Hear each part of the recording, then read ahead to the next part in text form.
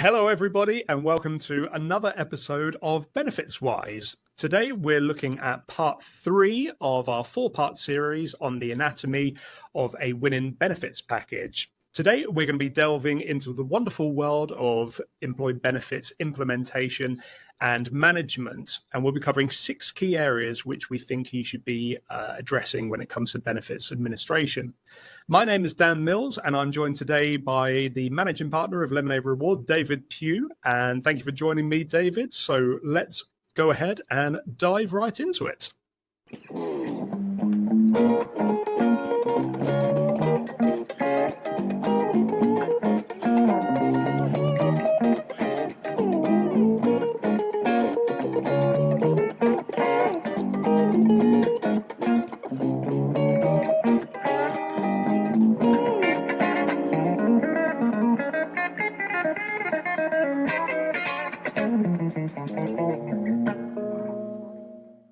Okay, David, so leading off, I'd like to talk about cost benefits analysis. Last episode, we were looking at the building blocks of the benefits package, so what benefits we should actually be offering or could be thinking about offering. And I guess lots of organizations, when they're thinking of implementing a new benefits package, or implementing the new benefits to sit within the package, or indeed analyzing their existing benefits, there needs to be some element of business case. So I guess my question to you would be, do we need to have that sound business case for offering a benefit or analyzing a benefit? And how can organizations go about kind of doing that analysis? Yeah, well, everyone wants to get maximum bang for their buck. So it's always good if you build a case at the start and then you can validate at the end whether you've achieved that. Sometimes new benefits might be added just because someone's requested them, particularly if it comes down from the top. We're told do this, so it tends to happen.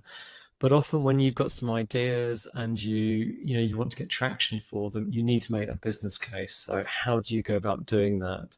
In the previous episode, we'd have talked about some of the key building blocks.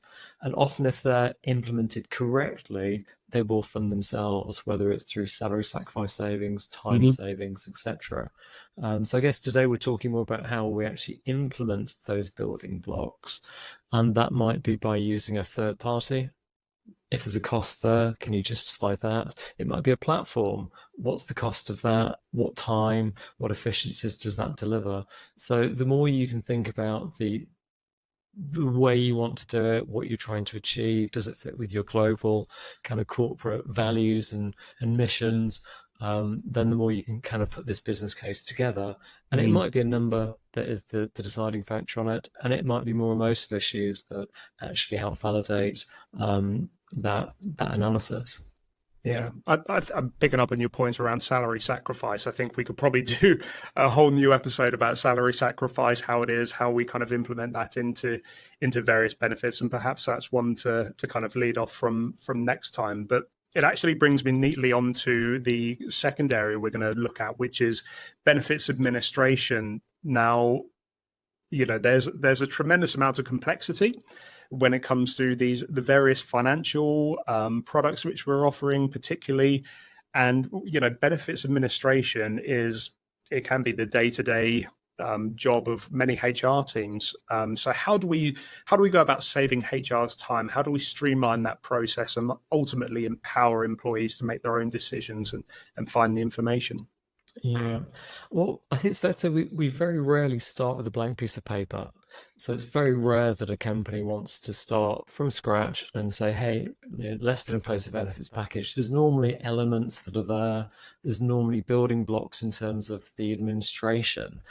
So whether you're using spreadsheets, HRS systems, whether you've got a portal already to do that. So there's lots of different ways. And I don't think I've ever seen any company do it exactly the same way as any other company, because you've got so many different moving parts. So I think you need to start by taking more of a helicopter view of thinking, well, what have we got? What works? What isn't working as well as we want it to work? And just thinking, what are the key components of that? So where can you leverage strength from a system you've got? Are you using a Microsoft application within 365? Would your payroll or your HR system give you more capability?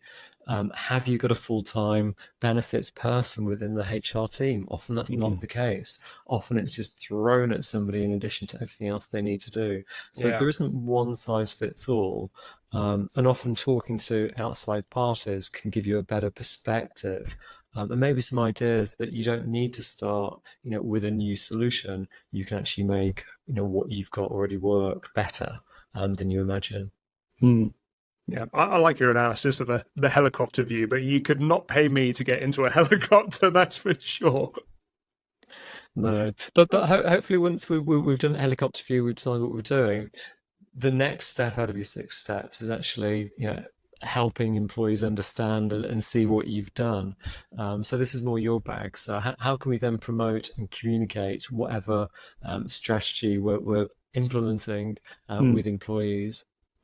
Well, I think, it's a case of offering great benefits. That isn't a case of job done. We need to showcase them. Many organizations perhaps won't have a well thought through communications campaign or program in place. So I think that would be the first place to start. Think about your 12-month timeline. Are there any key roadblocks down the road? Do we need to be thinking about what is our key message? Who is our target audience? What do we want them to do? So what calls to action do we have? And that's all before we think about what media we're actually packaging this up in. I think lots of people perhaps think communication is to do with, okay, are we putting it on email, or are we sending out a PDF, or what are we doing? Whereas that's just one element of it. You need to take a step back and think, what is the bigger picture here, and what are we actually trying to get people to achieve? One area which is incredibly important is actually housing information in terms of, okay, so if we've got queries coming in left, right, and center, where do we direct people? Do we have an information hub? Sometimes these portals and these hubs, they're not just simply a place to store and house the information. They can serve as brilliant tools for employee engagement. So on the back of that, what kind of benefits, or, how do we utilize those information hubs as best as we can? Yeah. Well, I guess first off, where is your information hub? Are you going bespoke and buying a product to be your store? Are you using your intranet? Are you using, crude spreadsheets? And there are lots of different ways of doing it. And as you get bigger as an organization, you're more likely to have a dedicated portal for this. And there are lots of suppliers out there who can help with that. There are people like ourselves who can help you find the right supplier. But what it says, yes, if you do good nudges, good communications to get people to that portal, you've then got to make sure it's a really easy user experience. So I can find within a couple of clicks what I'm looking for. Are the relevant forms there? Are the right forms there? Are the up-to-date forms? There's nothing worse than filling out last year's form and then realizing it's no longer with that vendor. So it's keeping on top of it. Again, there's no one-size-fits-all approach. But it isn't rocket science. With whatever you're using, you can definitely make that optimal, and try not to make it too crowded. The more simple it is for everybody, the easier it is to manage, but also, again, that user experience, which you've got to think about. Most people aren't experts in this stuff. They don't know what they're looking for. They don't know what they want necessarily when they first get there. The more clean, the more simple you can keep it.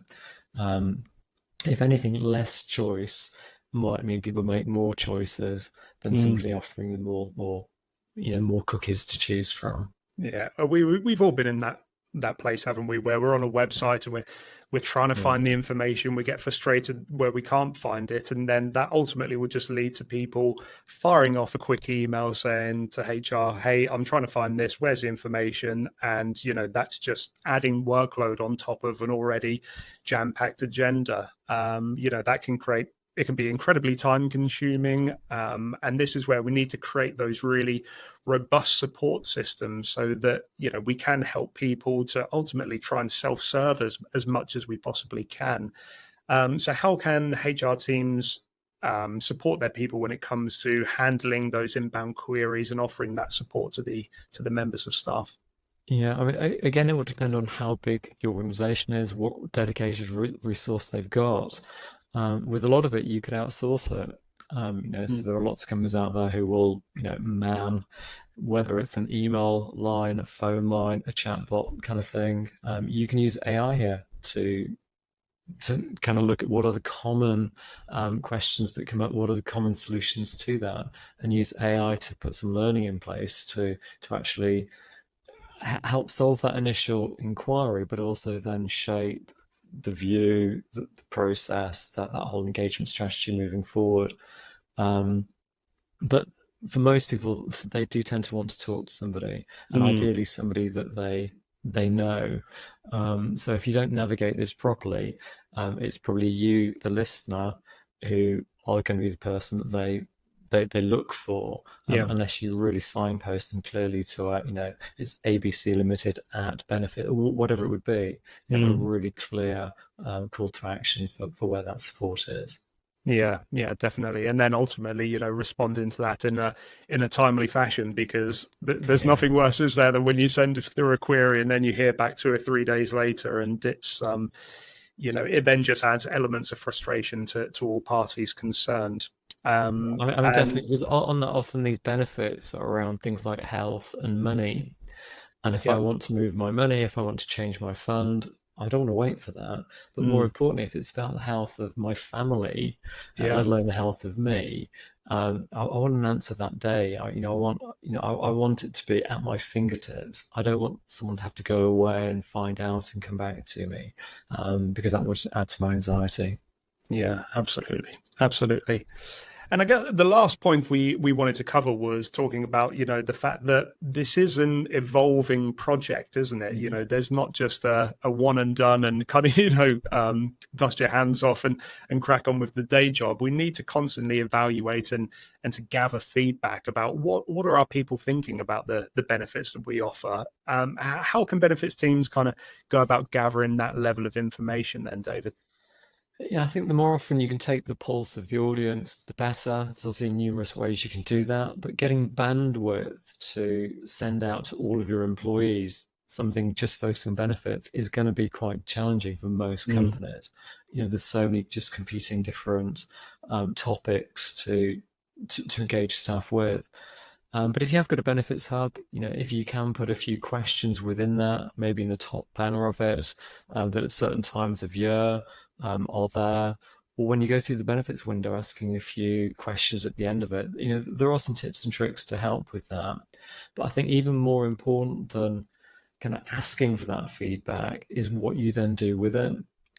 First of all, you've got to ask the right questions so you can get meaningful insights. You don't mm. just say, "Hey, what do you want?" You need to focus a bit more, and Yeah. um, but then you need to share that feedback. And the idea is you share the feedback and show you've listened to that feedback with what follows. Because yeah, we might think all people want is more of everything, but they Mm, often don't. yeah. They often give you some really good insights in terms of operationally how things work, in terms of the actual benefit structures.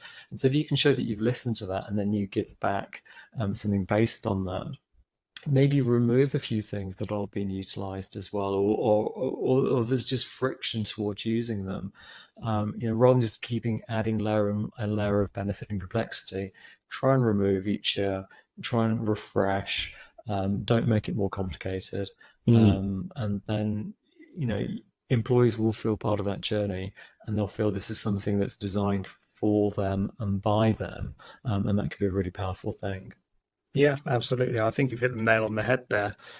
Um, and it's brilliant. It's interesting to kind of cover all of these key points, because I guess, if we're thinking about summarizing what we've spoken about today, is the fact that benefits, it takes a lot of work to create a great benefits package. It can be a very time consuming role.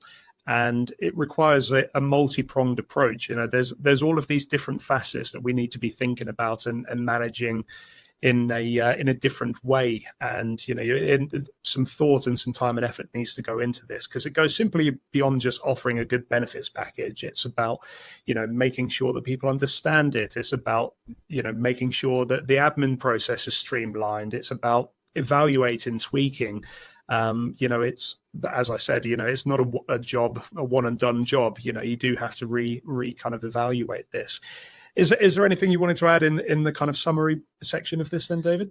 Yeah, no, I think you've made some good points there. I think linking it back to the first point about, do you need to make a cost benefit analysis to do this? What analytics are you providing? It might be worth starting by just totting up the cost of all the benefits you've got currently. Factor in your time, any of the management team's time to that, and think, well, what is the budget here? What are we spending? And if you saw it as a pot of money on your desk to dish out, hopefully that helps focus how much attention and thought and creativity should go into that, and whether an element of that should be used in a different way, maybe on communication, to make sure employees really appreciate what you're doing, rather than hiring something they're not aware of. And again, we hear it so often: people leave a business, they join somewhere else because it's got X, Y, or Z. And people in HR are going crazy because, well, we have that. You just didn't, And by the time the employees made the decision to move on, it doesn't matter what you tell them, you've lost them. So, this is important stuff. It does make a difference. And if you have that monetary value attached to that project, that ongoing project, it just helps focus the mind a little bit and the attention. Brilliant. Well, thank you very much for your time and your thoughts today, David.